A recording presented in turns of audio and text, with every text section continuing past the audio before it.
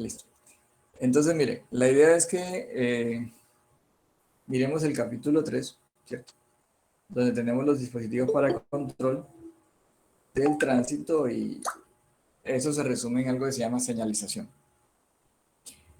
¿Alguien me podría decir, en base a lo que miramos en los elementos en la clase pasada, qué es la señalización o cómo considera la influencia de la señalización?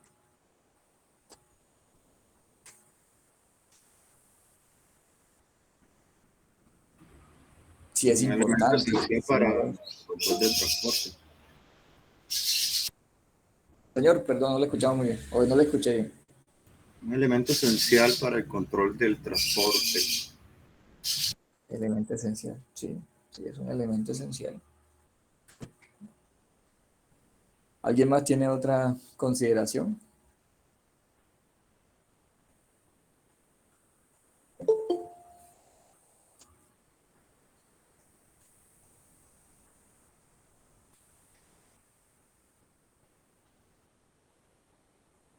Bueno, Profe, que es importante porque es la que se encarga de organizar y brindando seguridad en las calles o carreteras, tanto a nosotros como peatones como a los conductores. claro, entonces uno podría decir que la evolución nos ha llevado a esta imagen, ¿cierto? Cualquiera pensaría, sí, pues hemos evolucionado demasiado, hemos evolucionado mucho, al punto de que podríamos pensar en que inicialmente eran caminos, ¿cierto?, de un solo paso, tal vez así como un caminito de esos que uno ve en las fincas, donde la gente va de a pie, ¿ya?, y que con la evolución de los sistemas de transporte, con la evolución del vehículo de transporte, pues este también fue, fue evolucionando. De tal forma que hemos llegado aquí, ¿cierto? Pasamos por las carretas de hace muchos años, pasamos por vehículos lentos y hoy día estamos acá, donde tenemos una infraestructura que son las carreteras, las calles, las ciclovías, los andenes, y que se convierten en los lugares por donde se da la circulación de todos los agentes o los entes que son partícipes del tránsito. Aquí tenemos un bus, nos faltaría mirar un carro, no lo veo un automóvil, tenemos al señor de la bicicleta, tenemos el control policial, o sea, esta imagen que está acá resume en gran medida como que el ideal que nosotros quisiésemos tener, ¿cierto? Porque, pues esto es una imagen de la convivencia, ¿ya? Una cebra, el paso, el bus de transporte público, la señal de pare, aquí está una señal de pare, una señal indicadora, acá está una señal de ceda el paso, ¿ya? Entonces, este ideal que nosotros tenemos aquí, esta evolución que hemos tenido, nos permite decir que existe la obligación o tenemos el compromiso, ¿ya?, de que nuestras infraestructuras rígidas, físicas, tengan la necesidad, ¿cierto?, de contar con todos estos elementos indicativos o todos estos elementos de información que permitan una convivencia sana y en paz. Eso es un ideal, ¿ya? Y tomando las palabras de nuestro compañero, creo que fue Anthony, ¿cierto? Sí, profe. Podríamos decir que eso nos lleva a pensar en que en términos de operación, ¿ya?, y colocando un calificativo de eficiencia, en términos de operación eficiente, nosotros deberíamos tener seguridad. Es un componente que nos acabas de mencionar. Nosotros deberíamos tener confort, ¿cierto? Es otro componente.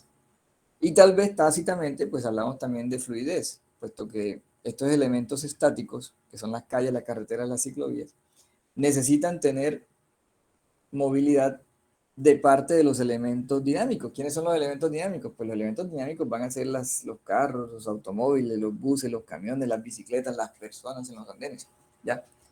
Y que al final lo que queremos es llegar a un mundo, ¿cierto?, donde todos podamos habitar, donde todos podamos tener nuestros derechos, pero que todos podamos respetar nuestras diferencias, desde todo punto de vista. O sea, no que yo voy en un vehículo, puedo tener mayor velocidad, pues voy a llevarme por delante a otro que tiene menor velocidad. O que los que yo digo no tienen coraza. ¿Quiénes no tienen coraza? Los peatones y los motociclistas. O los ciclistas, ¿cierto? Porque muchas veces les decimos, sí, debes tener un chaleco, debes tener un casco, pero eso realmente es una mini coraza. No tienen una protección total. A sabiendas que después de ciertas velocidades, nosotros mismos en un vehículo, sobre todo en nuestra normativa que no nos exige la tenencia de ciertos elementos de seguridad como el airbag o soportes metálicos indeformables, pues también podemos tener el riesgo de tener problemas. ¿Ya? Entonces, toda esa información que se debe colocar allí en esa infraestructura corresponde a lo que son las señalizaciones y los dispositivos de control. ¿Ya?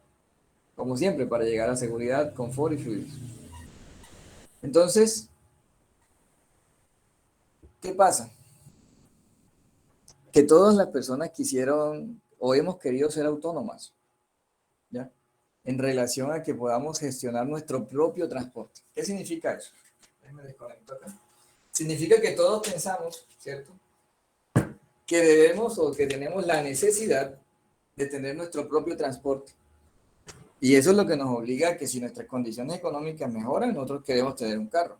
En ciudades tan pequeñas como Sincelejo, donde la capacidad de endeudamiento no es tan alta, pues todos pensamos en que tener una moto es algo muy bueno. ¿Ya? A uno le dicen, bueno, ¿y tú tenías o tienes bicicleta? Y uno dice, sí, pero es que aquí hace mucho sol. ¿Ya? Entonces empezamos a tener unos elementos que nos impiden, ¿cierto? O que nos dan menos ventajas o menos garantías en materia de movilidad. Alguien dice, oye, pero mejor dicho, tú tienes sus pies, tú puedes caminar, ¿por qué no caminas? Es que aquí hace mucho sol. Otro dirá, es que yo tengo la costumbre de ir muy forzado en el tiempo, las personas que se levantan un poco más tarde para ir al trabajo, algo así, cualquier razón o excusa para hacer las cosas. Pero eso es parte de las personas, ¿no? Y hay que saberlo entender. ¿Qué hacen normalmente las personas cuando llegan a un lugar, a una ciudad a trabajar? Pues tratan de vivir lo más cerca posible del lugar de trabajo, porque saben que así ahorran tiempos. ¿Ya? Por eso siempre hemos dicho, la externalidad, una de las externalidades que genera inconvenientes es cuando las fábricas están en un lugar y las personas, dado que allá los servicios son más baratos, pudieron conseguir allá donde vivir y eso, les queda muy lejos. Entonces, ¿qué les toca sacrificar? Les toca sacrificar varias horas del día en el transporte. Y tal vez esas son horas del día perdidas, horas del día perdidas para sueño, horas del día perdidas para convivencia familiar, horas del día perdidas para divertirse, por ejemplo. ¿Ya? Y eso genera pues ciertas diferencias. Y eso se está mirando a nivel mundial. Además, hoy día la declaratoria de la Organización Mundial de la Salud es que elementos como los puentes peatonales pues son un daño a la movilidad. O sea, no es posible que pensemos en que un pobre peatón suba tantos escalones o suba tantas rampas para poder atravesar una calle. Y la orden, ¿cierto? La orden, la sugerencia es que volvamos a entregarle las ciudades a los peatones. Tenemos que volver a entregar las ciudades a los peatones. Allí entonces nos encontraremos con esto. Aquí en Colombia tenemos desde el manual 2015, manual de señalización, en el cual encontraremos la interacción de todos estas señales. Aquí pues tenemos más señalización vertical, pero también existe señalización horizontal, ¿ya?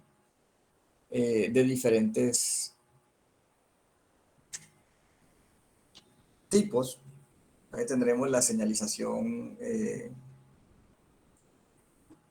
con fondos amarillos, ¿cierto? Tenemos una señalización de fondos rojos, tenemos una señalización de fondos azules o cafés, tenemos señalización de fondos naranja. Cada una pues obedece a una característica o un tipo especial. Las amarillas son las que son preventivas, las que tienen rojo son reglamentarias.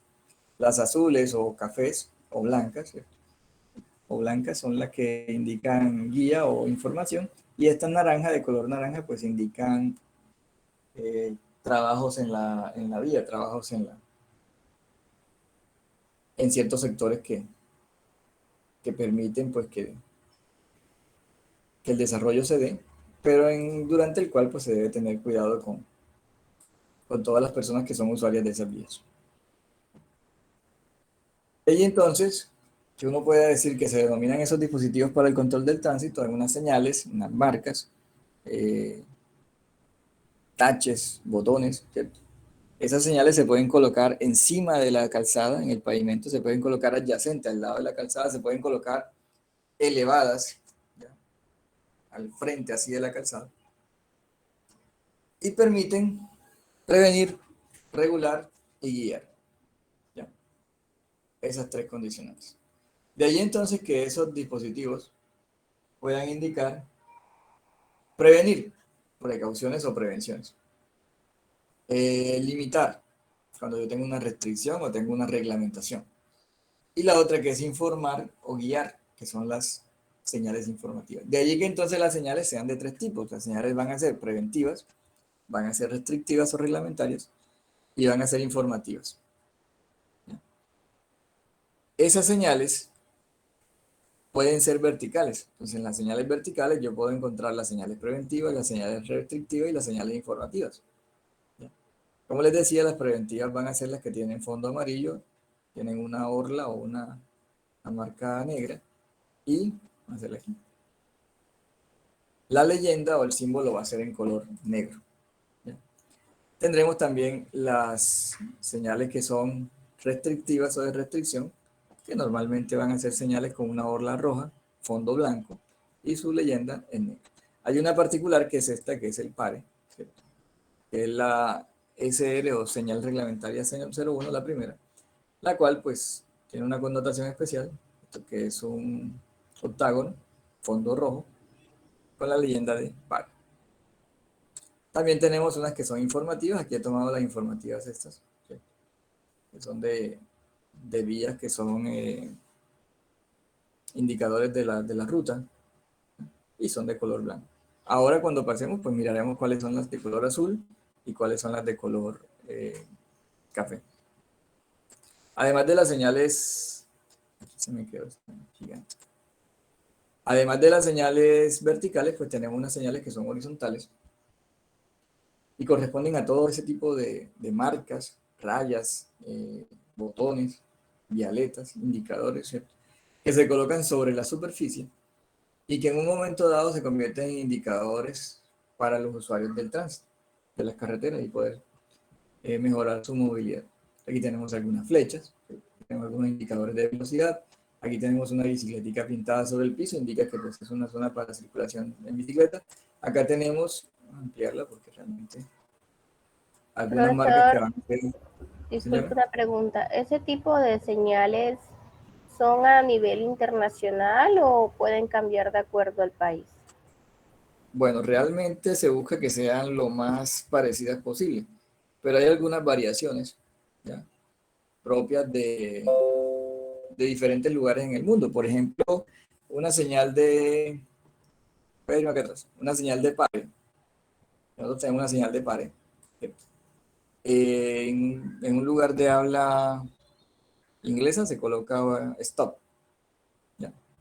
La variación no es muy grande, pero una señal, por ejemplo, de prohibido parquear, en otro lugar puede ser una señal que tiene una E tachada, ¿cierto? Te indica que es prohibido estacionar. Entonces, como tal, la señal puede tener variaciones, pero son muy parecidos, ¿ya? Porque hay unas convenciones de tipo internacional que permiten o que han permitido que diferentes países se acojan a ese tipo de señalizaciones. Les decía en la clase pasada, los japoneses tienen el semáforo verde azul. Y ellos lo hicieron porque tiene una connotación histórica. Y esa misma connotación histórica es la que permite que ellos utilicen mucho el azul.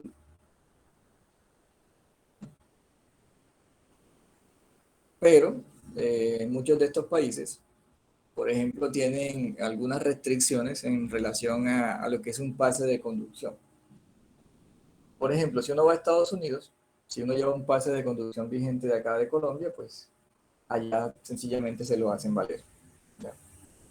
Pero hay algunos países donde te toca pasar como por un cursillo que te permita definir ciertas ciertos parámetros para poder entrar a conducir en ese país. ¿Ya? ¿Por qué lo hacen? Lo hacen de manera preventiva, no es que sean groseros o algo, no, sencillamente se hace de manera preventiva para asegurar de que las personas que están circulando en la ciudad o en sus ciudades tienen el conocimiento básico y así se evitan los accidentes. Recuerden que el ejercicio que tenemos planteado corresponde a eso, a mirar esta nueva tendencia, que no es nueva, por cierto, de mirar el mundo como algo local, ¿cierto? Local es porque se dice que es local y es global. Recuerden que ustedes hoy día están en Sincelejo, en cualquier lugar de acá de la sabana, no sé. Y mañana cualquier persona puede tener alguna actividad fuera, ¿ya? Y tiene que ir lejos, tiene que ir a otra ciudad, a otro país, a otro lugar del mundo.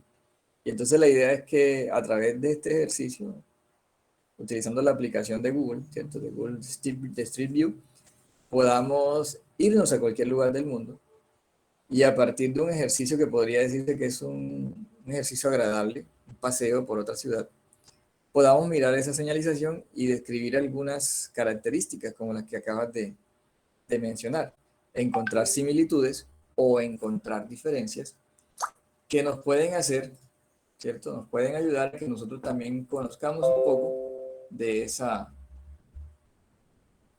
diferencias.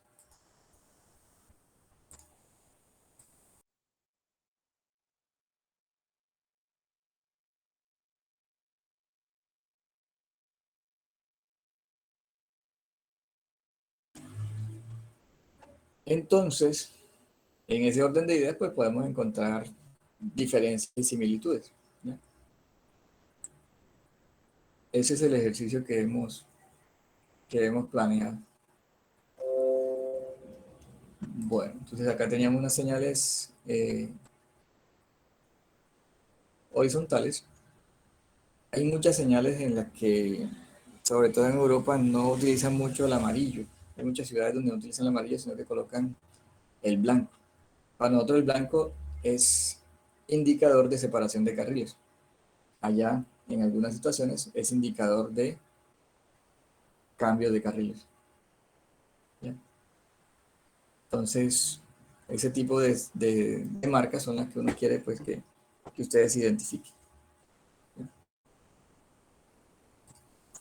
Luego tenemos, ¿cierto?, que además de las horizontales y las verticales, podemos tener las barreras fijas, unos conos, unos tambos, unos dispositivos luminosos y señales que son manuales. Las señales manuales, pues normalmente son esas paleticas de para y siga que utilizan los auxiliares de tránsito y que permiten, pues,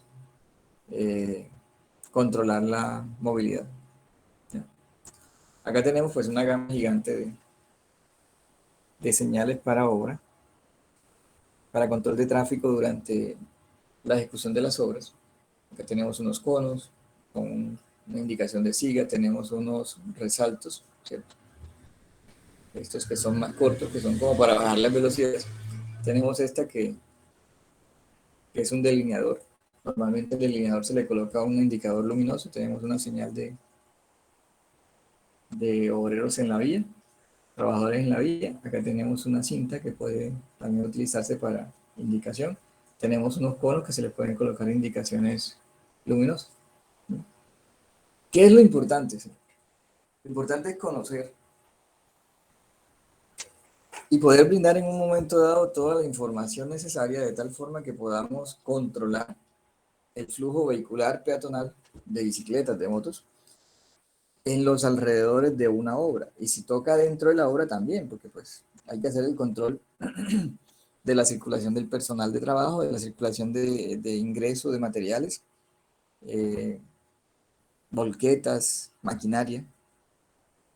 Entonces, toda esa información debe estar clara, debe estar definida en un plan, ¿cierto? Más adelante les digo cómo es el plan, para poder ejecutar de la mejor manera posible una obra. Finalmente, uno dice, bueno,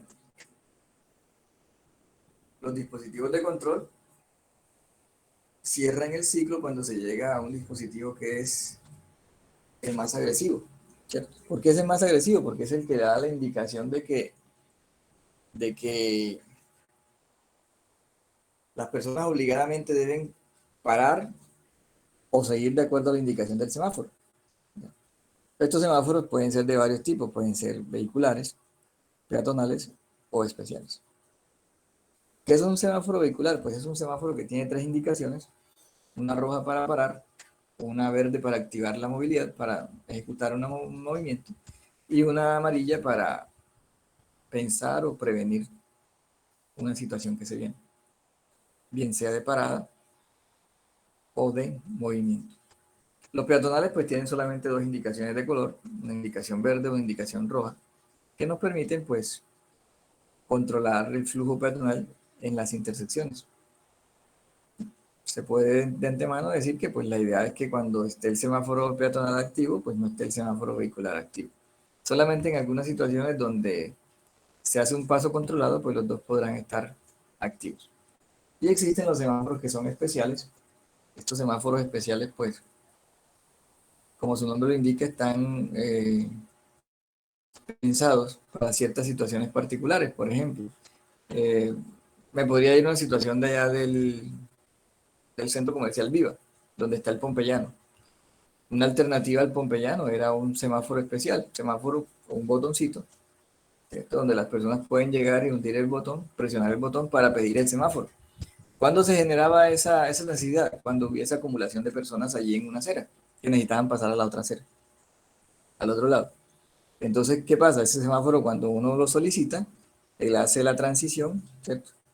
Pasa a amarillo, de amarillo pasa a rojo y le da un tiempo prudente para que las personas puedan pasar la calzada. Algunos semáforos, por ejemplo, tienen una vibración, un sonido que tal vez nosotros, las personas que escuchamos eh, y vemos, no se nos hace perceptible. Pero las personas que son invidentes sí lo pueden escuchar. Es una onda pequeña, como dice, un ruidito. Déjame cierro acá.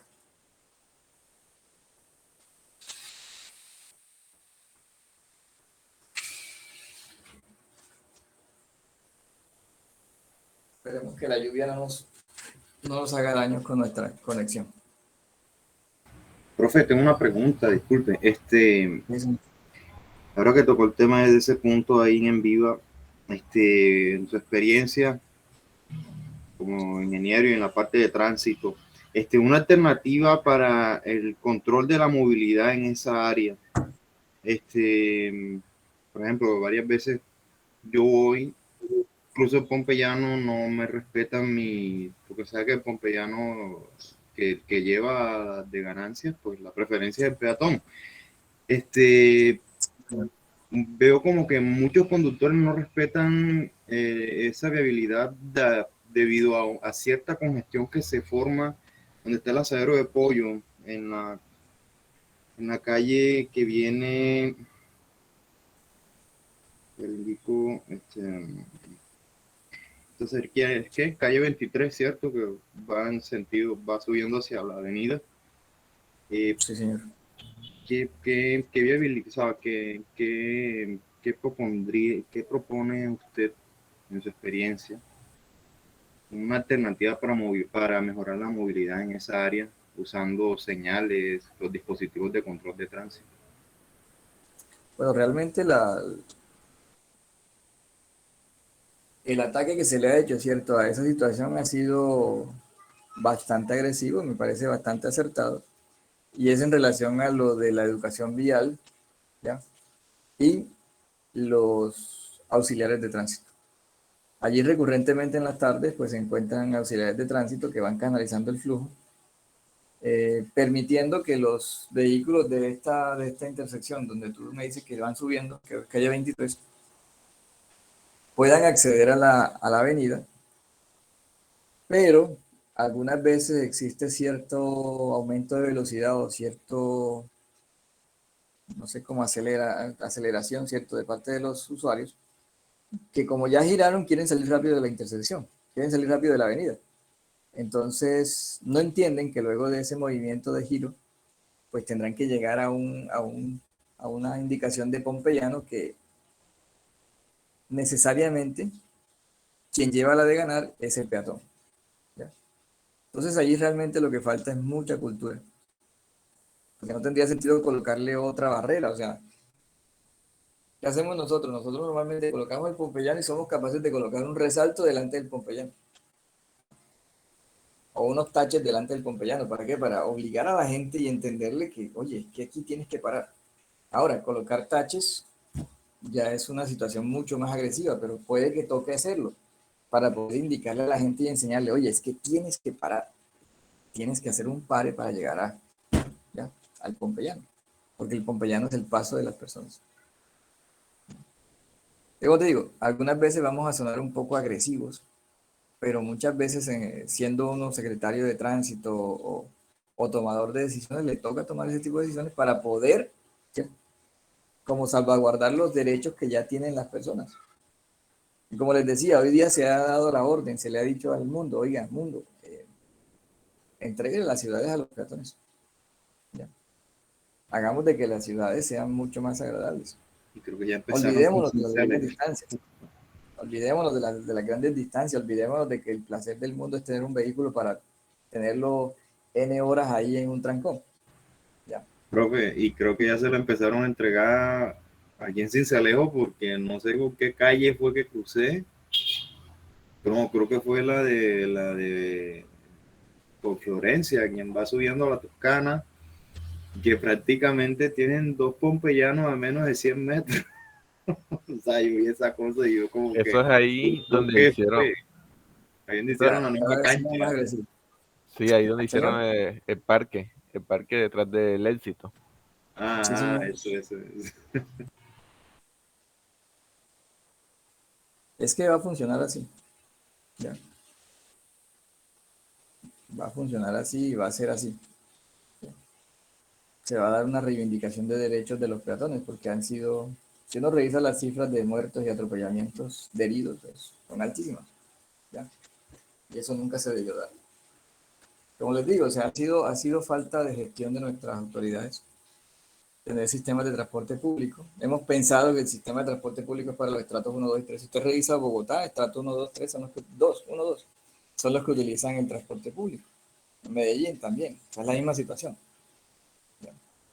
Hemos creado empresas y hemos generado unas grandes ciudades en base a su parque automotor y eso no debió ser así nunca. Bueno, entonces esas señales deben tener unos requisitos, ¿ya? Y deben satisfacer una necesidad. Miren que el pompeyano es para satisfacer una necesidad. Ahora, el pompeyano no es una señal, es una infraestructura para control o para mitigar la velocidad. ¿Sí? Debe llamar la atención, debe transmitir un mensaje que sea simple y claro, debe imponer respeto a los usuarios en las calles y carreteras. Y lo más importante es estar en el lugar adecuado. Algunas veces, miren que ya ustedes me dieron, hay dos pompeyanos a menos de 100 metros, sí puede que sea exagerado. Porque si hablamos en términos de los puentes peatonales, de los agresivos puentes peatonales, ellos normalmente se colocan a una distancia 500 metros. ¿Ya?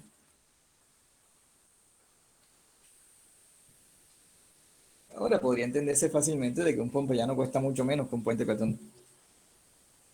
Pero ante nuestra falta de sentido, ¿cierto? Para poder frenar ante el paso de peatones, personas indefensas, toca ser agresivo y colocarles este tipo de infraestructura. Entonces, un ingeniero de tránsito, la ingeniería de tránsito, pues está encargada de definir, ¿cierto? La necesidad de estos dispositivos. Y para eso necesita unas condiciones básicas, entonces necesita un diseño, necesita definir una ubicación. La idea es que sean uniformes. La uniformidad ojalá fuera a nivel mundial, pero bueno, existe uniformidad por zonas o países. Y se debe tener un concepto de conservación, ¿no?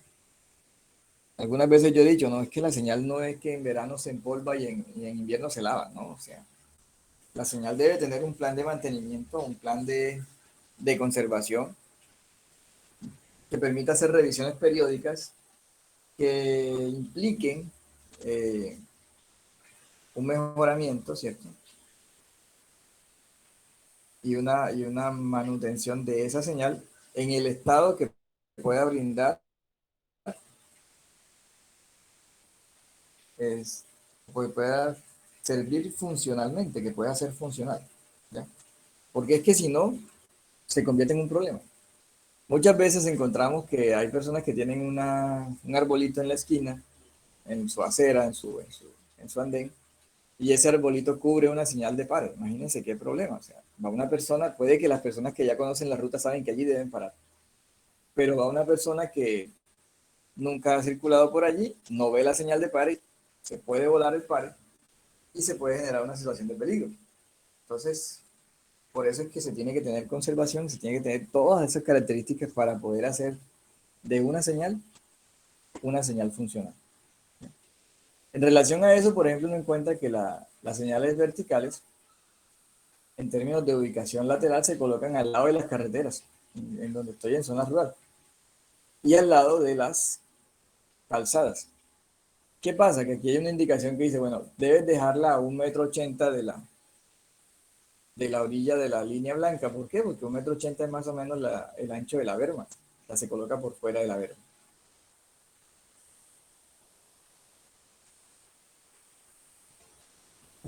Ya en la parte urbana, se debe dejar una distancia libre entre la orilla de la calzada y la señal de 30 centímetros. Cualquiera dirá, bueno, pero ¿y esa señal quedaría en medio del andén? Sí y no. ¿Por qué digo sí y no? Porque realmente, voy aquí a irme un poquito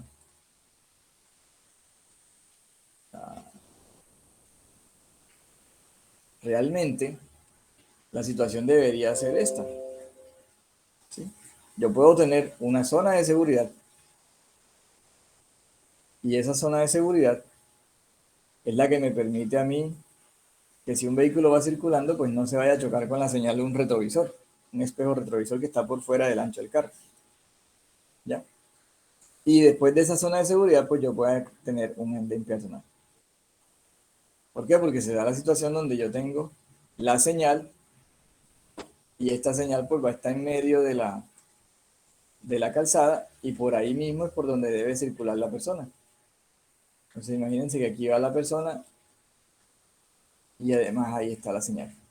Y encontramos en la ciudad muchas situaciones en las cuales están atravesadas. Y uno dice, bueno, si es una persona de a pie no hay tanto problema.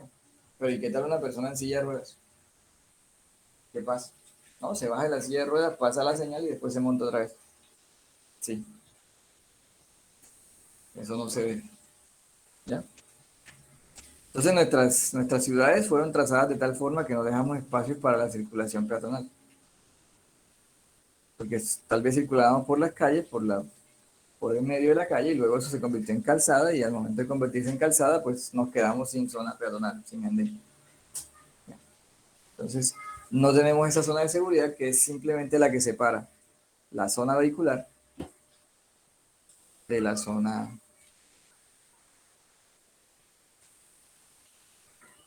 vehicular de la zona peatonal.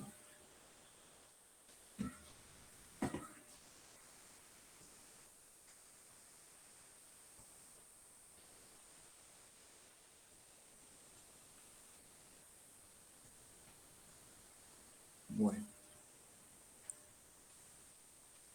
que tenemos una señal elevada.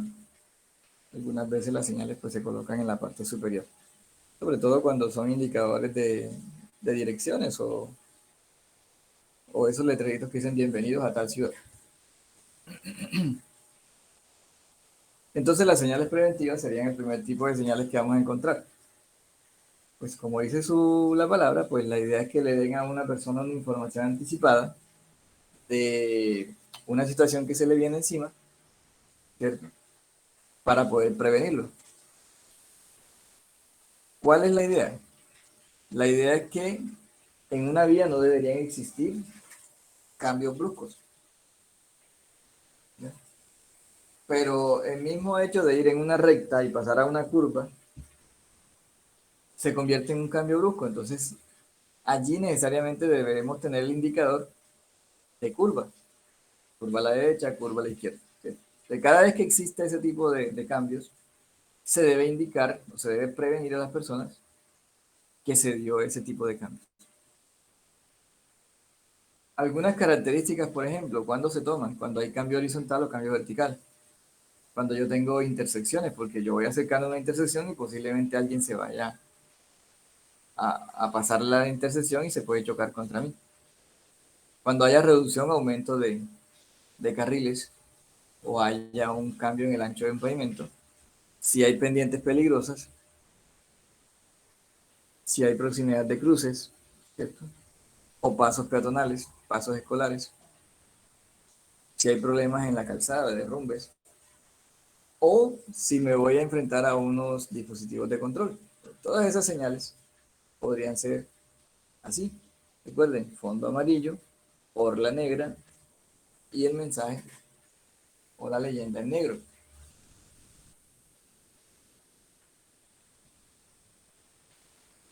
Aquí tengo giro prominente a la izquierda, giro prominente a la derecha. Acá tengo una glorieta, por acá un semáforo, un resalto. Acá tengo más señales, ¿ya? Que las pueden pues mirar luego en el manual de señalización. Por acá tengo otras donde aparece una curiosidad que parecen unas señales de color o fondo verde, que son un indicador de que están directamente relacionadas con peatones o ciclistas que tienen pues cierta condición especial en términos de...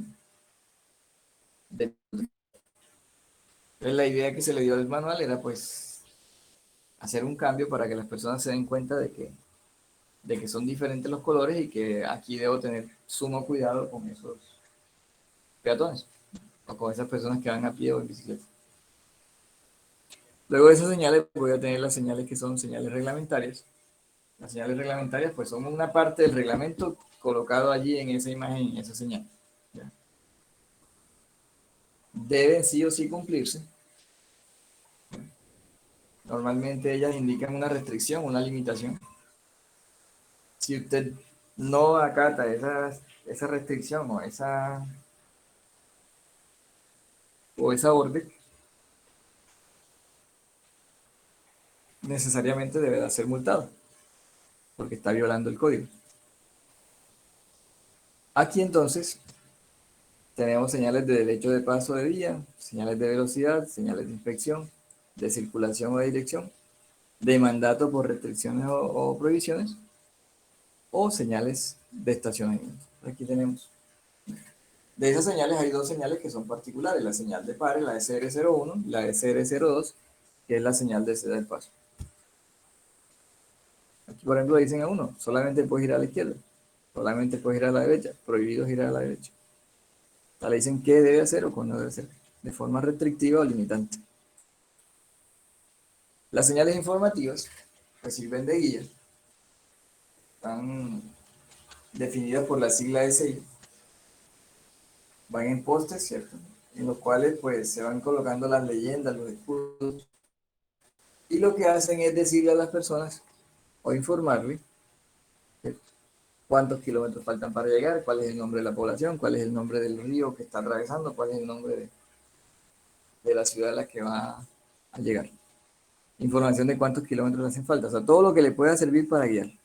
Y allí encontraríamos entonces este tipo de señales. Algunas señales fondo verde, son así indicadores de los lugares. Algunas señales de fondo blanco, que son una ruta panamericana o ruta nacional. Unas señales que son azules, que son para servicios generales. Y otras señales que son como fondo café, que son señales turísticas, indicadores turísticos. Aquí están unas señales azules de taxi, eh, soldados, ¿sí? Batallón militar, zona de primeros auxilios. Está el indicador con la crucecita. Hay un aeropuerto, ¿sí? Y toda esa cantidad de servicios que en un momento dado una persona puede necesitar. Acá tenemos unas señales que se llaman señales turísticas. Estas señales turísticas pues son un indicador de lugares donde se puede hacer camping, un museo, arqueologías, artesanías o juegos, y que van colocándose de tal forma que se pueda guiar a la persona para que llegue a este lugar. Finalmente tenemos las señales de construcción de obras. Aquí podemos mirar que esas señales de construcción de obras son parecidas a las señales preventivas, pero de color naranja. En la prevención de obras también se colocan señales que son reglamentarias, pero por el hecho de ser reglamentarias ya tienen una connotación de reglamento, de limitación, y no se deben cambiar. Por ejemplo, los colores en las señales reglamentarias no se cambian, se mantienen exactamente igual, aunque se coloquen en las obras a manera de señalización de obra. Y tenemos estos. Miren que la peatonal pues se coloca amarilla anaranjada, perdón, porque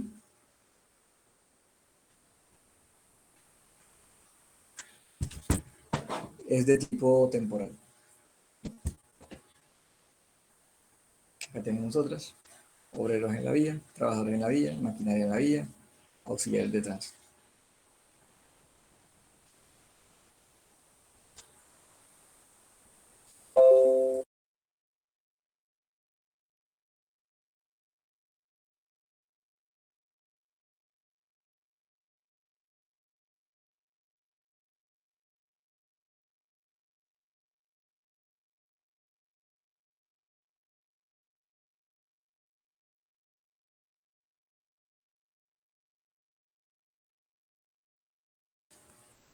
Bueno, ¿alguna duda hasta allí? ¿Alguna inquietud o anotación?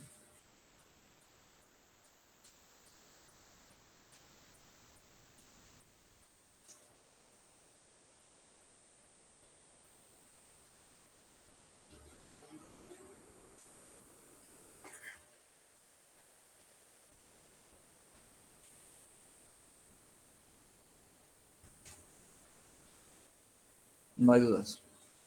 Bueno, entonces aquí tenemos dos opciones. Una,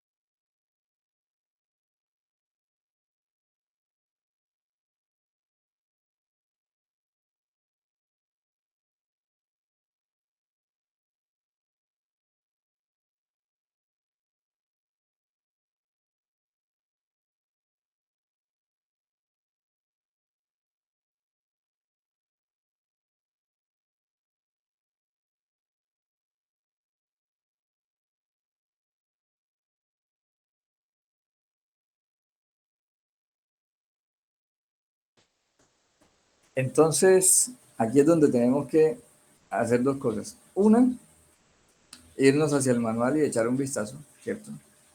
O pasar hacia la parte de PMT.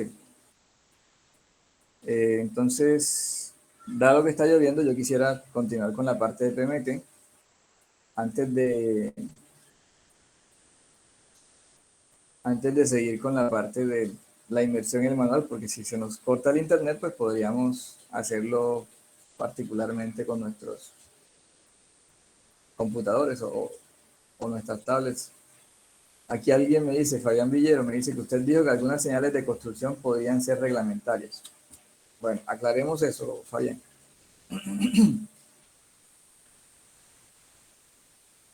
No algunas señales de construcción podrían ser reglamentarias, ¿no?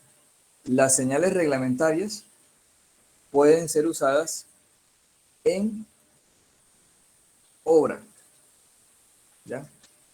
De tal forma, ya te muestro una imagen.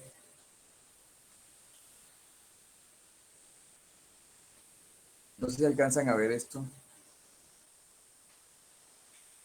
Que la imagen cuando la amplío no se ve muy bien. ¿Sí lo alcanzan a ver?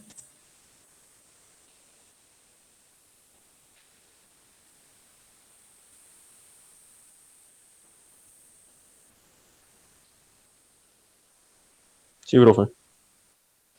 Sí, profesor. ¿Qué tenemos acá? Aquí tenemos, vamos a hacer un abuso de la situación. Aquí tenemos ¿cierto? Es un tramo de una calle que va a ser intervenida. ¿Por qué tantas señales? ¿Por qué tanta indicación? Pues porque tengo muchas calles que acceden o que van o que me llevan hacia esa calle. Entonces a cada una de ellas yo debo colocarle la señal de tal forma que les diga, bueno, los que vienen por aquí, no sé si alcanzan a ver el cursor, vamos a opciones de puntero, enlace. Estos que vienen por aquí, ¿cierto? Ellos podrán pasar derecho y podrán tal vez girar hacia acá. Pero hay que indicarles que hay una obra cerca, o sea, tienen que tener controles de velocidad, saber que van a encontrar maquinaria, saber que van a encontrar obreros en la vía. Lo mismo ocurrirá de este lado. Pero los que vienen aquí en el sentido longitudinal, perdón, de este a oeste, tendrán que entender que en un momento dado no podrán seguir, ¿ya? Y es por eso que a ellos se les coloca una barricada. ¿Para qué? Para que ellos hagan un desvío. Bien. En relación a lo que preguntaba Fabián, ¿qué pasa? Aquí encontramos señales que son señales de obra, ¿ya? Señales informativas, miren, tienen leyendas que son de obra, pero encontramos esta señal que dice 30. ¿30 qué? 30 kilómetros por hora. O sea, una restricción de velocidad. Entonces esa restricción de velocidad, miren que es una señal reglamentaria que está siendo utilizada en una reglamentación de obra o en una señalización de obra mejor. De tal forma que ella no cambia su color a naranja. Ella se mantiene como señal reglamentaria. ¿Ya? Entonces, puntualmente lo que nosotros hacemos es utilizar señales que son reglamentarias durante los trabajos o en acompañamiento de otras señales que sí son señales temporales de obra. ¿Ya? Esta señal, una vez termine la obra, si no va ahí o si no es necesario una velocidad, controlar una velocidad de 30 kilómetros por hora, porque la vía puede ser de mayor velocidad, debe ser retirada del sector.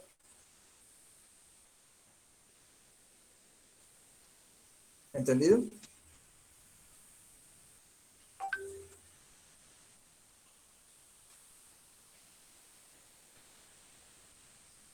De Fabián que sí. Listo. Entonces, miremos lo del PMT y ahí rematamos otra vez con las señales. Entonces, ¿qué es un PMT?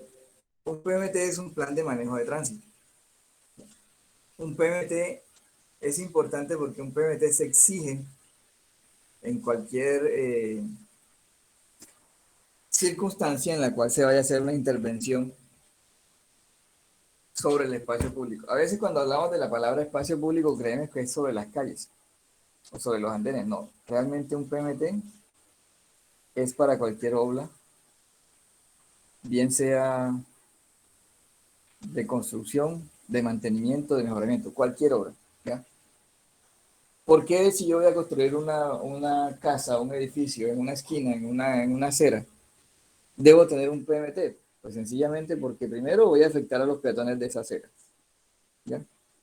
Yo necesito llevar y traer materiales, yo necesito sacar escombros, yo necesito una movilidad propia de la obra. Y entonces, para poder hacer eso, yo debo tener un plan de cómo, cuándo, por dónde, con qué, ¿cierto?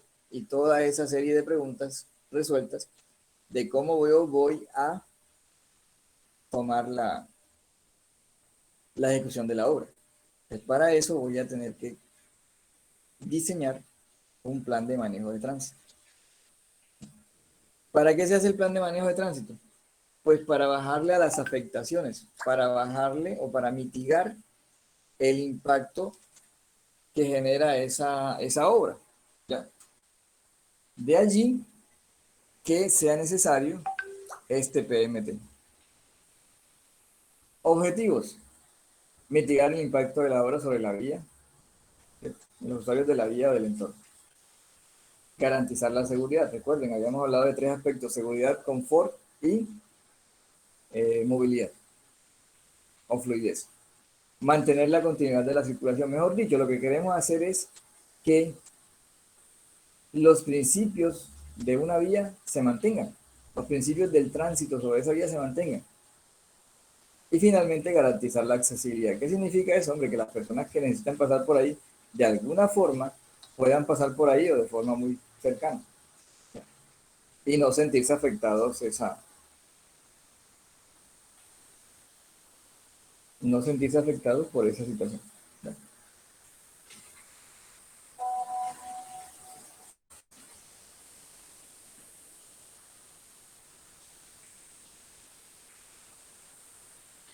Existen unas premisas. ¿En base a qué? En base a la misma condición.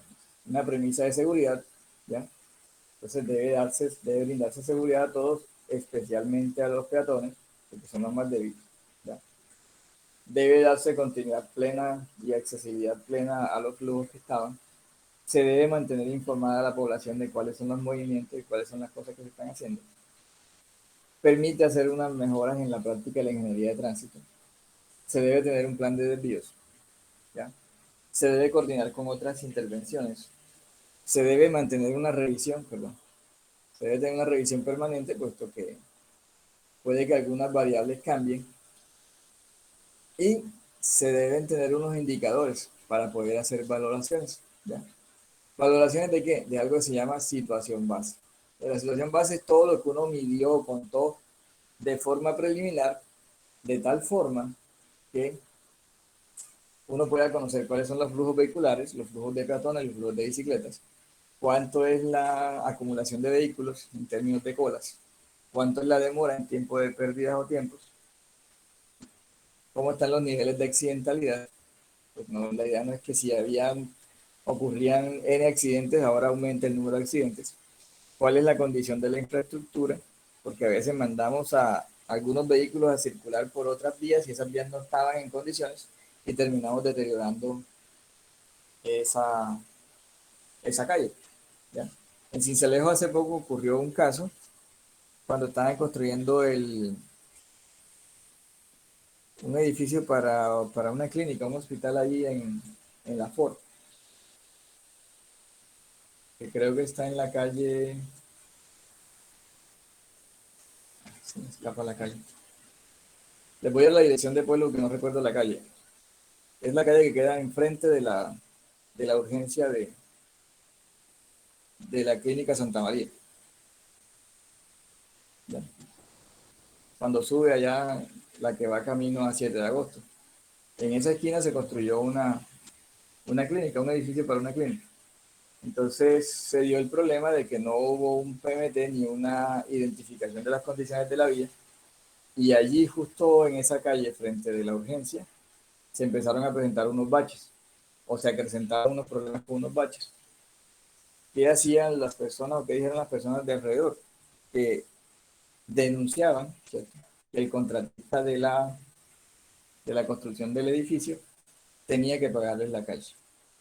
Al final ellos llegaron a unos acuerdos, se hicieron unos reemplazos de unas losas, porque realmente por omisión el contratista no tuvo en cuenta, ¿cierto?, una valoración preliminar de esas vías, y luego no tuvo cómo justificar el hecho de que él no las había dañado.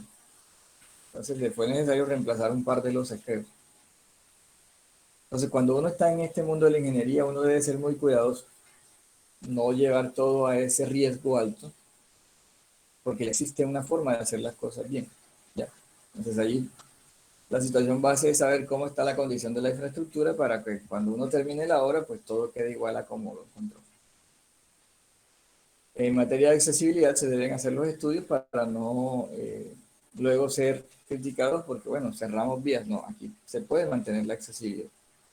Los servicios de transporte público, pues si yo voy a intervenir en zonas por donde pasan servicios de transporte público, yo debo hacer los desvíos, debo hacer la información y debo tener todo totalmente controlado.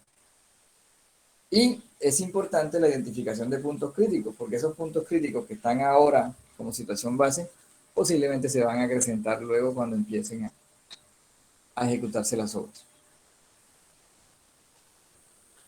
¿Qué hace uno? Pues lo que hace siempre en ingeniería de tránsito: tomar información, ¿ya?, hacer el inventario vial, cuántas vías hay, cuáles son, hacer aforos vehiculares, peatonales, de ciclistas, todo lo que necesiten, hacer chequeos de velocidades, determinar colas y demoras, mirar el grado de saturación. Sobre todo esto se maneja en términos de el transporte público. Algunas veces se maneja en términos de transporte privado, puesto que se pueden hacer campañas de vehículo compartido.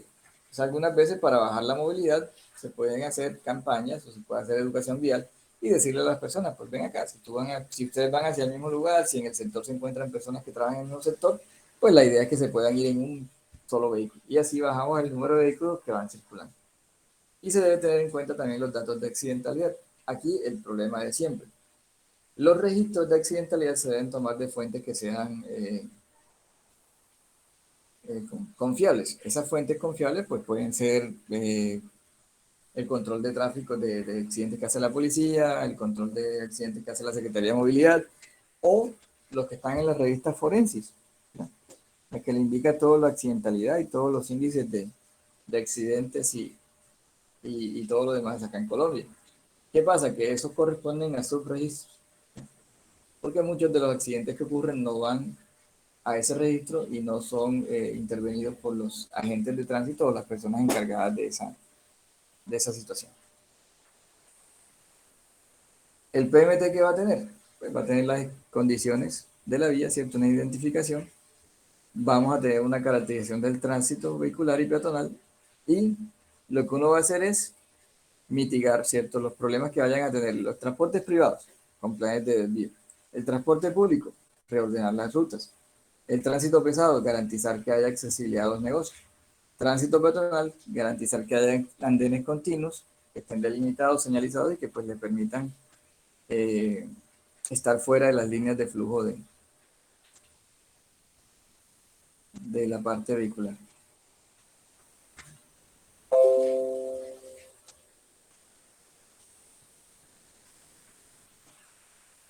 Los PMT tienen diferentes niveles, ¿ya?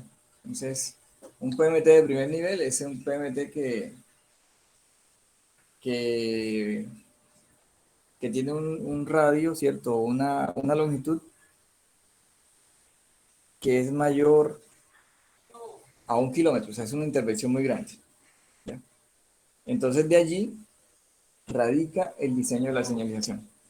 Yo podría tener un PMT de segundo nivel cuando llega hasta 500 metros y podría tener un PMT más pequeño, de tercer nivel, cuando pues intervengo una parte pequeña, ¿ya? Entonces, de allí, uno podría decir que en materia de señalización, ¿cierto? En materia de diseño de la señalización, un primer nivel es toda esa información que se coloca antes de comenzar la obra, o sea, 15 días del inicio, ¿ya? Y se debe mantener por lo menos el primer mes. Avisarle a la gente con folletos, con pancartas, con reuniones, ¿cierto? ¿Cuál va a ser el trabajo que se va a hacer y cuáles son los cambios en relación a cambios de ruta y vías a cerrar? El segundo nivel, ¿qué es? Ya es la señalización básica de la zona. Entonces ahí ya yo voy a estar en la zona de influencia del proyecto y yo voy a hacer un manejo adecuado de los desvíos, o sea, ya es más centrado. Y el tercer nivel, pues ya es la señalización en la zona de obra, pues en la zona alrededor de la obra y dentro de la obra. Ahí es donde yo voy a poder hacer los trabajos para la intervención de la vía, ¿ya? Ahí voy a hacer los paraderos, los cruces, los andenes peatonales, senderos peatonales, ¿ya? Verificar continuidad de esos senderos. Y así yo voy a tener toda la información posible para poder ejecutar mi proyecto. En ese PMT también se puede tener mantenimiento de vías. Entonces, si está dentro del PMT y yo tengo que hacer mantenimiento de alguna vía, yo debo cobrarlo y colocarlo dentro de mi presupuesto, ¿ya? Se debe hacer mantenimiento de señalización, se debe hacer el diseño del plan de intersecciones, ¿cierto? Se debe hacer el plan de monitoreo, porque pues el monitoreo del PMT me indica o me dice si es cambiante, si se deben hacer algunos ajustes, y debe existir una comunicación que sea veraz entre quienes, entre el contratista, la comunidad, el interventor, la Secretaría de Tránsito de Movilidad y el ente contratante, que muchas veces son las alcaldías. ¿Para qué? Para que la comunicación sea fluida y se pueda se pueda dar de tal forma que todos podamos pues tener las menores, ¿cierto? La menor cantidad de problemas en el momento de ejecutar la obra.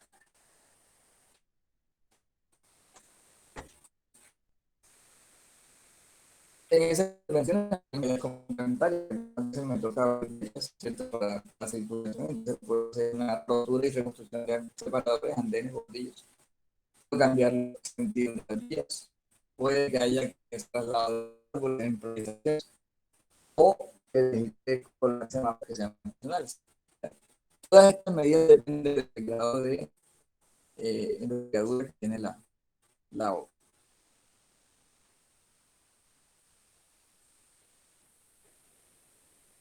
Cuando uno habla de hacer una mitigación del impacto, uno empieza por campañas que puedan tener, por ejemplo, el uso del parque compartido, como ya había dicho, la pertinencia de estacionamientos periféricos, una vez se puede intervenir en las calles, y las personas que son tenientes de vehículos, que tienen vehículos, no van a tener dónde pararlo, entonces se pueden buscar zonas de daños.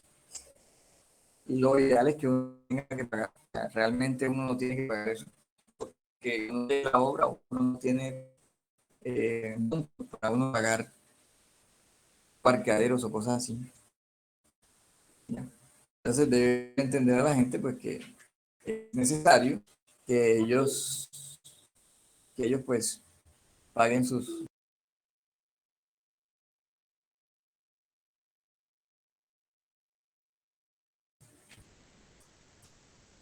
Además de eso, pues se deben colocar unos cronogramas que sean lo más acertados posible. ¿Ya? Se deben ir coordinando, ¿cierto?, los avances de la obra con los PMT, dado que el PMT indica cuándo abrir o cerrar una vía para una siguiente etapa o para ya entrar al servicio. Todas estas indicaciones se deben colocando para que las personas tengan de forma clara la información y no vayan a sufrir pues mayores problemas.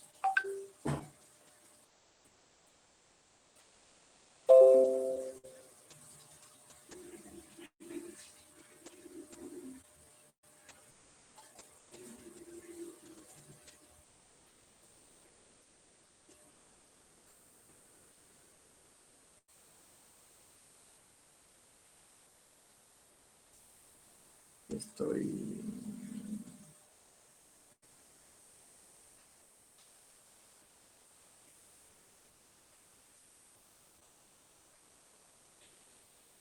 Acá, listo.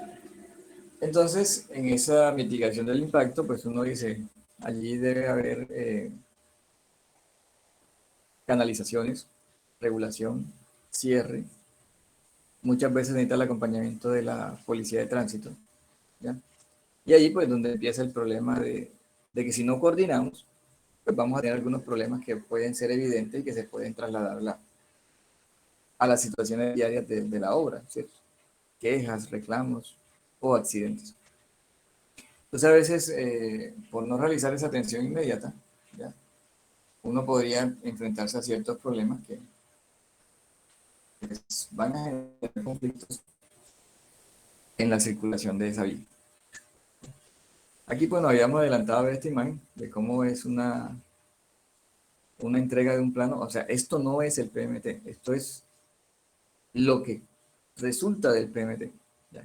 Es el esquema de cómo se va a cerrar la vía, de cómo se van a colocar las indicaciones y todo lo demás. Por acá tenemos otra, un poco más sencilla, donde tengo esta zona que voy a intervenir y pues yo debo colocar en esta vía que se aproxima una señal de trabajos en la vía, una señal de velocidad para restringir la velocidad y luego obreros en la vía. Por este lado también tiene acceso, también debo colocar eso. De todas estas indicaciones que yo pueda colocar para darle mayor peso a lo que es el trabajo de obra, las debo colocar. Algunas otras pues estarán como estas, señalizaciones totales, para indicar que está todo cerrado.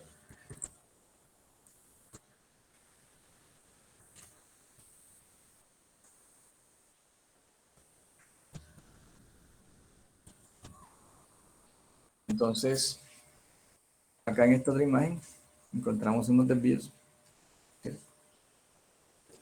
Estos desvíos pues me van a permitir controlar los flujos, puesto que aquí tengo cerramiento para ciertas obras.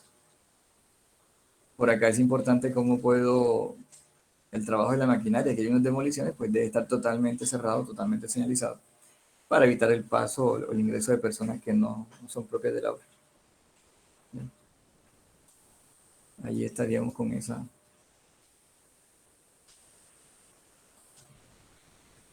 indicaciones.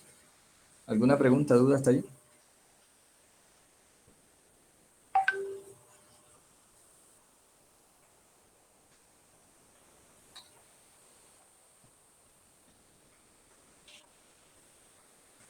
Profe, una pequeña observación. Señor.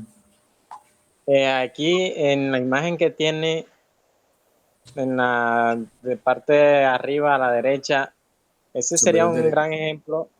Ese sería un gran ejemplo sobre las señales restrictivas en uso de construcción. El desvío. Sí, es una señal que se utiliza, pero tiene una indicación bastante fuerte, ¿cierto? Porque le dice realmente que las personas tienen sí o sí que desviarse hacia allá. Exacto, entonces sería un gran ejemplo de lo que usted nos estaba diciendo acerca de las señales que son restrictivas y se usan en términos de construcción. Sí. Yo le cambiaría el gran por un buen ejemplo. Sí, porque eso. hay muchas, podríamos empezar a buscar imágenes de cómo encontrar proyectos en los cuales se han utilizado. En Sincelejo hemos visto unas muy buenas utilizaciones de este tipo de señales, o muy buenas, algunos muy buenos PMT. Yo realmente fui invitado a presentar una propuesta para los del centro, pero luego, por cosas del trabajo y otras cosas, pues no alcancé. Lastimosamente no tuve la oportunidad. Pero sí luego trabajé con el contratista y pues ahí pudimos hacer algunos trabajos y en colaboración de la Secretaría de Movilidad, de la Secretaría de Tránsito y del interventor, pues pudimos hacer algunos controles que nos permitieron manejar la situación con la gente. Porque es que uno siempre debe pensar en la gente se va a desesperar. Entonces uno acá bregando para que la obra no se atrase, pero también bregando para que la gente se mantenga allí como que tranquila, ¿sí me entienden? Mientras ellos ven que uno está trabajando, ellos entenderán problemas como los que se están afrontando ahora, mucha lluvia. ¿Ya? Entonces había materiales que se humedecían, se nos iba el material, algunas excavaciones abiertas, tocaba ir y sacar el agua inmediatamente.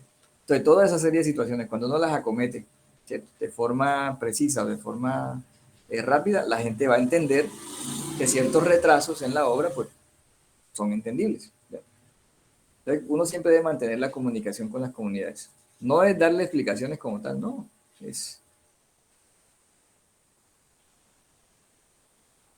Ese es estar ahí para poder ayudar a la gente. ¿Ya? O sea, nuestra vocación debe ser de servicio, tanto servicio para construir como servicio para entender, servicio para comunicar, servicio para todo.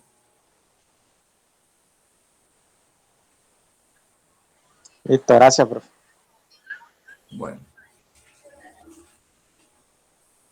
Entonces, aquí en estos minutos que nos faltan, sé que no lo vamos a poder mirar todo, pero sí quiero darles como unos minutos aquí para un abrebocas, porque la idea es que ustedes puedan manipular el manual. Ya voy, aquí me voy a ir acá.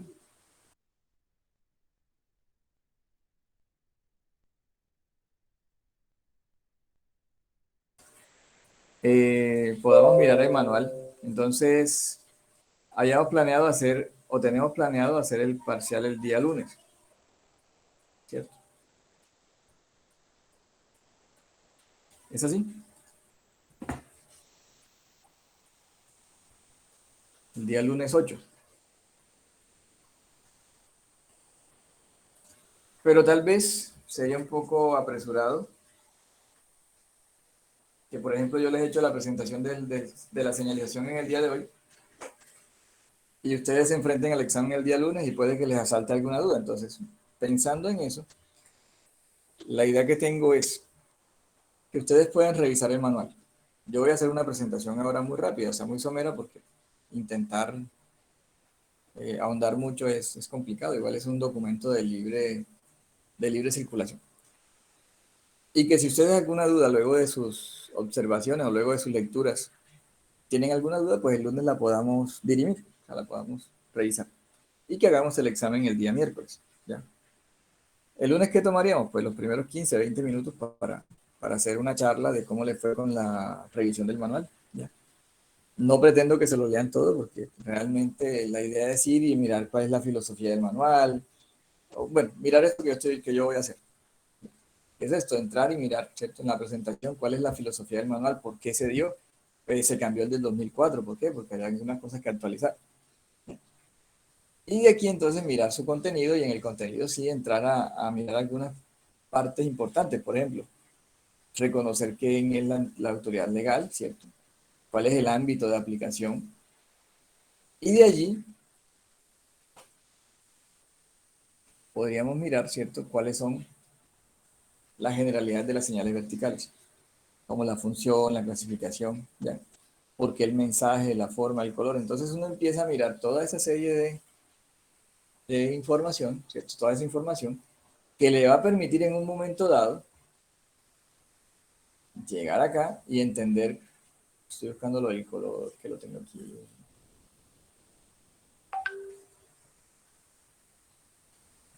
Aquí, ¿cierto? Los colores. Miren, aquí está. Existe una carta cromática, una coordenada, ¿cierto? En la cual me van a decir para cada una de las señales, ya, o para cada uno de los colores, cuál es el indicador de las coordenadas. Entonces, miren, el blanco está en 0303. ¿Ya? Cuando es de día, pum, aquí 0303 por aquí. Este es el color blanco. ¿Ya? Entonces, ¿para qué? Para que exista uniformidad, para que exista una sola indicación.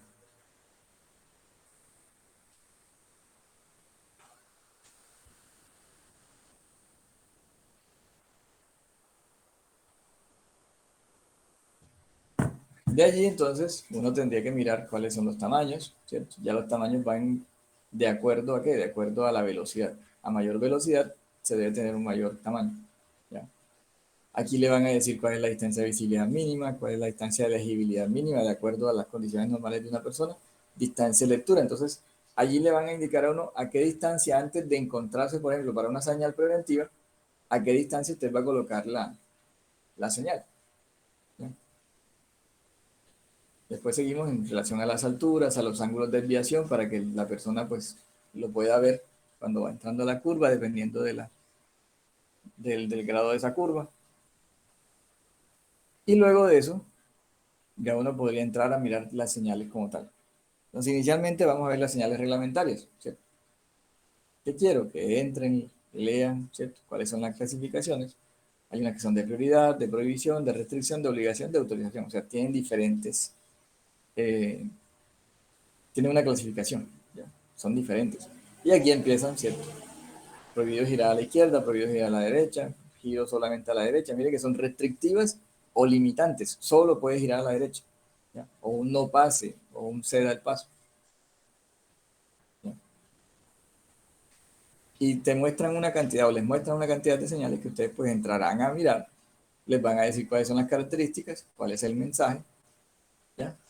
Les van a indicar qué significa una señal de prioridad, ¿ya? Son aquellas que regulan el derecho preferente. Les van a decir que es una señal, acá está la otra. Déjenme bajo. De prohibición, ¿ya? Entonces, cuando se prohíbe o se limita ciertos tipos de vehículos, por ejemplo, puede ser el hecho de las velocidades máximas permitidas, movimientos que no están, como este adelantamiento, que no están permitidos, ¿ya? O este zigzagueo, es cambiar de carril de un lado al otro, ¿cierto? Es la 14A, esta. Prohibido cambiar de calzada derecha a izquierda. ¿Ya? Un tipo de prohibiciones que se van a dar. Entonces, aquí uno ve el manual y puede encontrar la razón por la cual sí colocarla o no colocar una señal, para uno aprender a conocer las señales. Es como les digo, la idea es que ustedes entren, lean algunas cosas puntuales, así como voy yo saltando, ¿cierto? Y luego de eso, pues vamos a llegar Voy a irme hacia acá. Me voy a ir. Y llegaré a las señales que son preventivas, a las que son de fondo naranja, ámbar, amarillo, perdón. Aquí están. Aquí tengo señales preventivas. ¿Cómo se clasifican? Preventivas sobre características geométricas, o sea, curvatura vertical o pendientes longitudinales. Preventivas relacionadas con la superficie de rodadura. Preventivas sobre restricciones físicas de la vía. Preventivas de intersecciones con otras vías. Preventivas sobre características operativas. Y preventivas sobre situaciones especiales. Ahí están las características, las formas. ¿Ya? Luego vienen las indicaciones de estas señales que son de color verde, fueron cambiados los colores. ¿Ya? ¿Dónde está la ubicación? ¿Dónde se van a ubicar? Después de eso, pues otra vez voy aquí a saltar.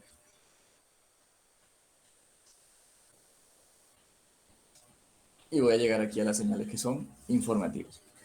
¿Sí? ¿Cuál es el objeto? Pues dar direcciones hacia destinos, calles, rutas, hacia dónde conduce la vía, enlaces o empalmes. ¿Ya? ¿Cómo se clasifican? Entonces, esta parte es importante, saber cuáles son las características y cómo están clasificadas. ¿Ya? Miren, aquí tengo de preseñalización, de dirección, de confirmación. Entonces, aquí le dicen a 2 kilómetros encontrarás a la derecha Guateque, si sigues derecho Tunja. Entonces, dirección hacia la derecha es Tunja, si sigues derecho Bogotá. De confirmación, mira, ve, aquí a 3 kilómetros Los Palmitos. Esta es la que está en el bombo. Acá están unas de localización, otra de nombres de calle y nomenclaturas, los postes de referencia, servicios generales y las turísticas. Aquí le van a indicar cuál es la forma, cuál es el color, cuáles son los tamaños. Este es el tamaño de las letras. Bien. Acá hay ejemplos de cómo se deben colocar y ciertas distancias. La forma de las flechas. Flechas tipo A extendido, tipo B, tipo C, tipo D. Miren que ya cambió esto de que las letras se colocan en minúsculas para que la gente las pueda leer mejor. Ya no es lo mismo leer Yopal a leer Yopal con minúsculas a Yopal con mayúsculas.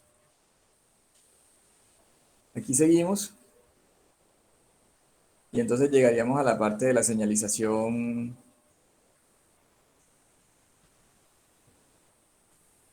Aquí está. Las informativas de servicios. ¿Sí? Taxi, primeros auxilios, hospedaje, taller, iglesia. También hacemos la pequeña lectura de qué son. Luego pasaríamos a las señales informativas turísticas. Acá están, como un fondo café, algo así. ¿Cierto? Perdonen que voy pasando rápido, pero es para que ustedes. Y llegaríamos, después de esas indicaciones, a una parte importante, que es la demarcación horizontal.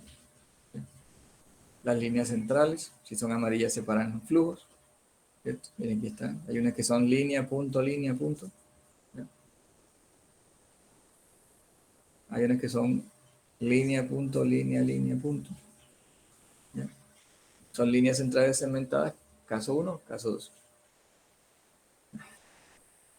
Tenemos líneas que tienen doble línea, tienen los taches, ¿cierto?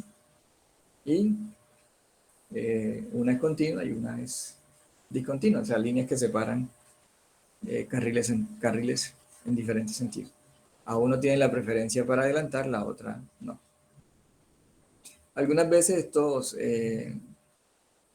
estas configuraciones tienen algunas críticas, ¿ya? Porque aquí en estos cuadritos corresponden a las tachas. ¿Cierto?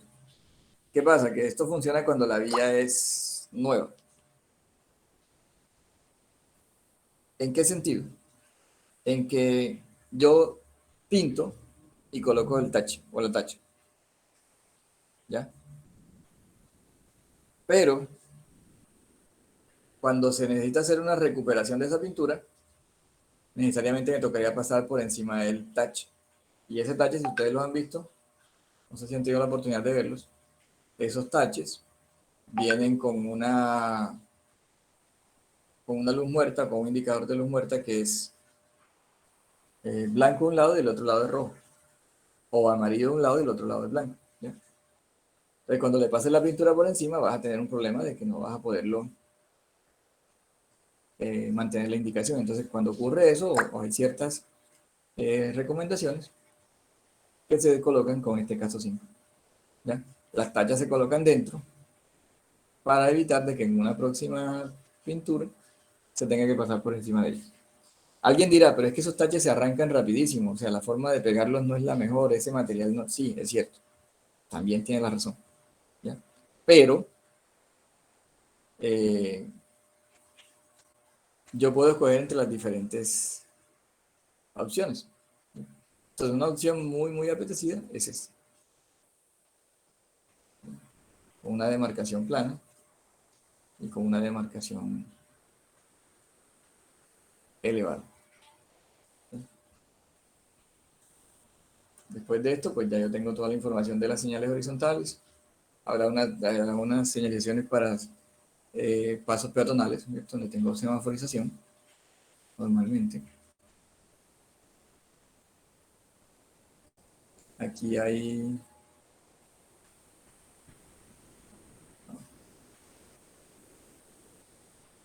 algunas recomendaciones en cuanto a los obstáculos, ¿cierto? ¿Por qué sí adelantar, por qué no adelantar? Esto es lo que le decía de las marcas. Esta demarcación, por ejemplo, este es el sentido del tráfico. Yo voy a encontrar que esta línea blanca, yo voy a ver esta línea de color plateado, blanco, transparente. Y del otro lado la voy a ver rojo, para indicar de que voy en sentido contrario. Bueno, ahí hay para uno flechas, marcas, mejor dicho. Y luego final, por acá en la página 500 algo. Aquí encontraré el mundo de la señalización en obra. Este es uno de los grandes problemas, ¿ya? Es uno de los grandes problemas porque no es fácil hacer un PMT, ¿ya?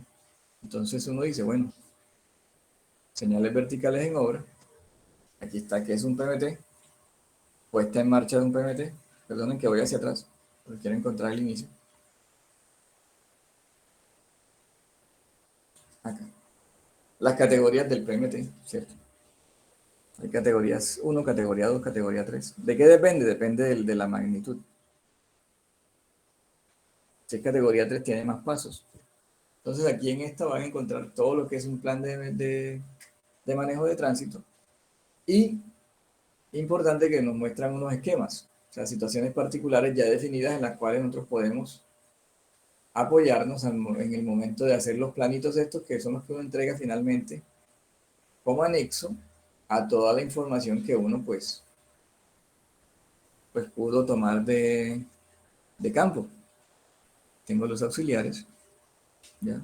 Algunas veces uno ve que mueven la señal, no, separa la señal y se mueve el brazo. Y una vez con la señal le mueven la señal y dicen, siga.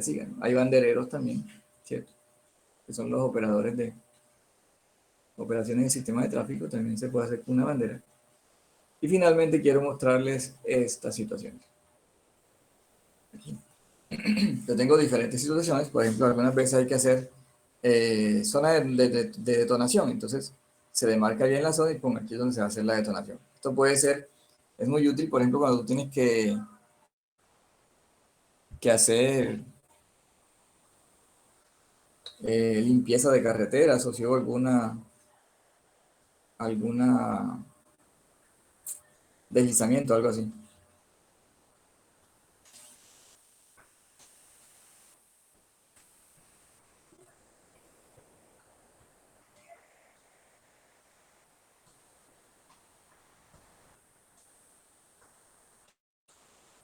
Además de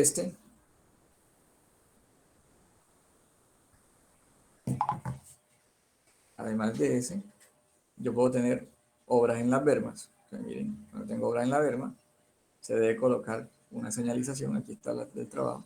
No es necesario interrumpir el tráfico, solamente colocar señales de que hay obras en la berma y fin de obra en ambos lados. ¿Para qué? Para decirle a la gente, hombre, mira, se está trabajando en las bermas, no vayas descuidado, ¿cierto? No se colocan señales de velocidad.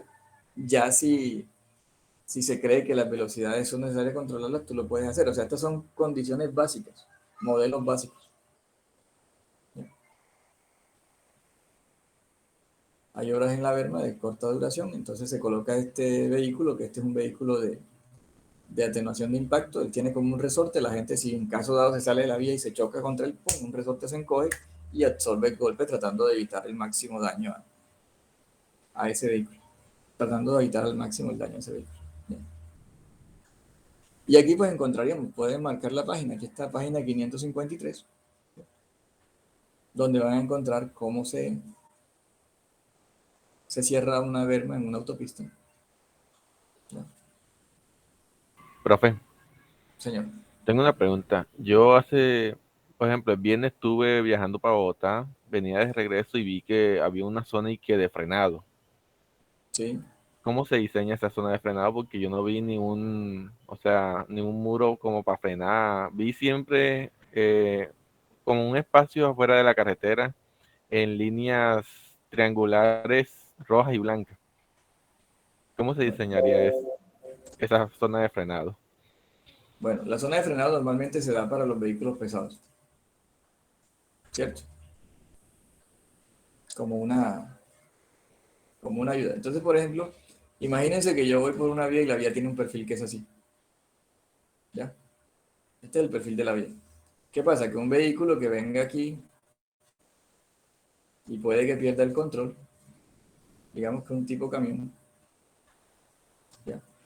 Se va a seguir y posiblemente se va a estrellar. Más o menos esa es la situación, ¿cierto? Entonces, ¿qué ocurre? Si yo lo miro en planta, si yo digo, esta es la vía, ¿ya?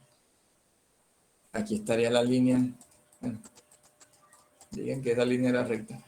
Y entonces lo que voy a hacer es que justamente en esta zona, posiblemente en esta zona, o donde comienza la pendiente otra vez, ¿cierto? Para evitar que el vehículo se siga acelerando, lo que voy a hacer es que voy a colocar una rampa aquí hacia afuera, digamos que así o pegada, en la cual pues el vehículo podrá salirse y aquí se le coloca una grava, ¿ya? Le colocas un material gravoso que sea bastante friccionante, de tal forma que él, ayudado con el material gravoso más la pendiente que empieza a subir, encuentre una zona de seguridad en la cual él puede frenar. ¿Ya? Este es el principio básico para una Profe, zona de frenado. sí, pero en el momento que lo vi venía de bajada, venía bajando la pendiente, o sea, venía bajando la loma. Sí, claro, como te digo, el carro viene bajando y cuando el vehículo se siente extraño, ¿cierto? Lo ideal, ojo, estoy dando la condición ideal. Lo ideal es que si el vehículo alcanza a llegar aquí a una zona de frenado, se coloque aquí donde justamente se pueda subir. Ahora, si no existe esa condición, lo que ocurre es que se hace por acá en esta zona, en bajada, y entonces se le coloca tú le puedes hacer una prominencia artificial, ¿ya? Lo que debes hacer, ¿cuál es el principio? Sacar el vehículo de la vía, es lo primero. Y el vehículo, independiente de que la vía sea, mejor dicho, la vía es esta, ¿cierto? Pero la de frenado, ¿cuál va a ser? La de bajada y después subida. El perfil de la de frenado tiene que ser así, ¿ya? Entonces tú puedes llevar el vehículo a un costado, independiente de que la vía siga bajando, él va a encontrar una zona donde estará cierta pendiente para que él pueda bajar la velocidad, ¿ya? Ese es el principio básico. Y es una zona en la cual inicialmente me dijiste que encontraste unas Sí, señales así, me imagino. primero decía, vehículos que perdieron el freno siguen la línea roja para zona de frenado. Zona de frenado. Primero está la zona de evacuación, que es esto. Bueno, realmente va a haber un carril de desaceleración, ¿cierto? Este carril de donde él podrá alinearse, de aquí después de estar alineado, llegar aquí, encontrará señales como esta, se acabará el pavimento, la zona esta, y empezará entonces la zona de grava. ¿Ya? Pues todo esto tú lo vas a diseñar para poder organizar la parada de ese vehículo.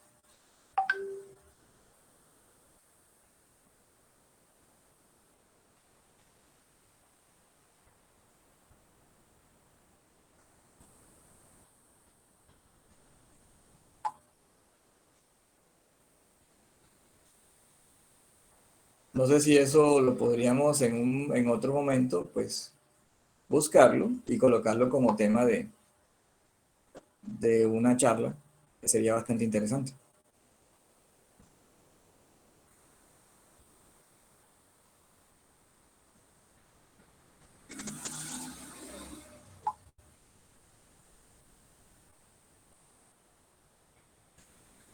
¿Alguna otra inquietud? O no sé si dejamos pendiente un detalle más preciso en cuanto a dimensiones, pendientes, relaciones de cambio de velocidad.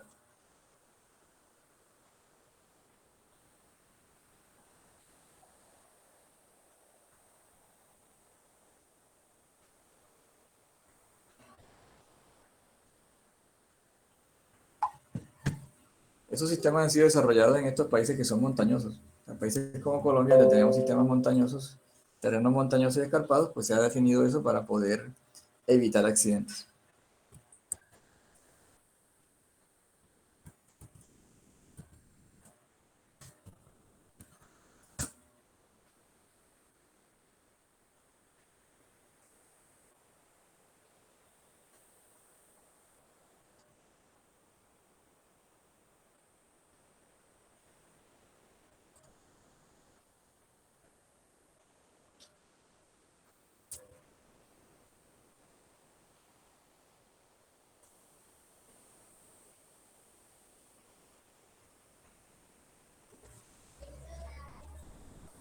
Aquí les voy a, como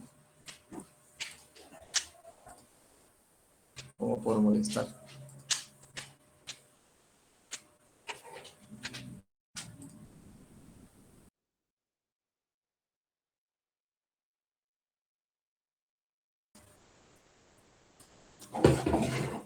Entonces ahí pueden mirar esa imagen. O sea, que estoy mirando aquí. ¿Sí la ven? Sí, profe. Bueno, Sí, señor. entonces el principio es este. Tú vas, ¿cierto? Vas por aquí. Voy a ampliar un poco. Y entonces cuando tú te quedaste sin freno, sencillamente te vas a una superficie en la cual debe estar una superficie rugosa. Hay unos ayudantes que son los que te digo, las superficies rugosas, las pendientes. A los conductores, sobre todo los de vehículos pesados, se les da un curso, se les enseña cómo frenar el vehículo también actuando la caja de cambios, ¿cierto? Que es un poco riesgoso porque si van muy lanzados pueden destrozar la caja de cambios, pero siempre es bueno de que ellos puedan bajar esa bajar esa velocidad. ¿Bien?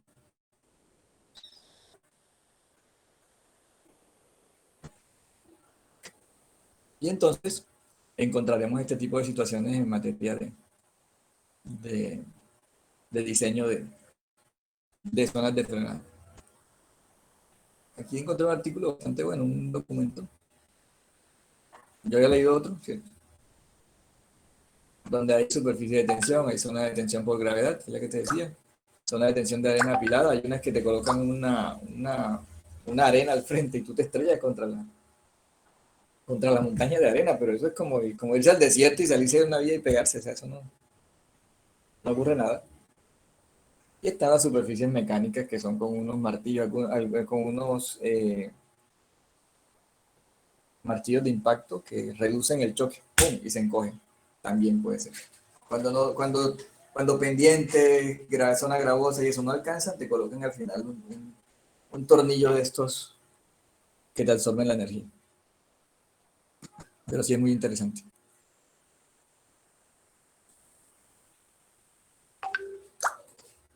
Bueno, entonces,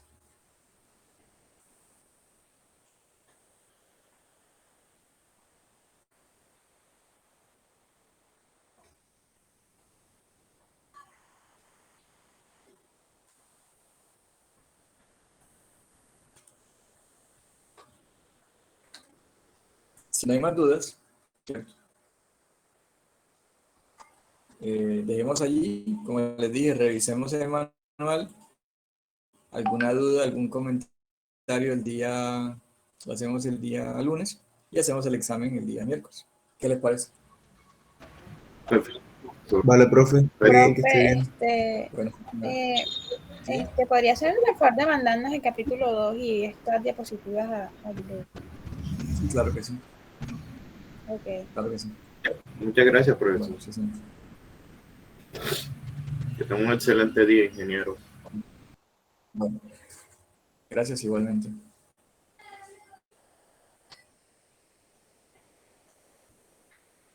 Gracias, profesor.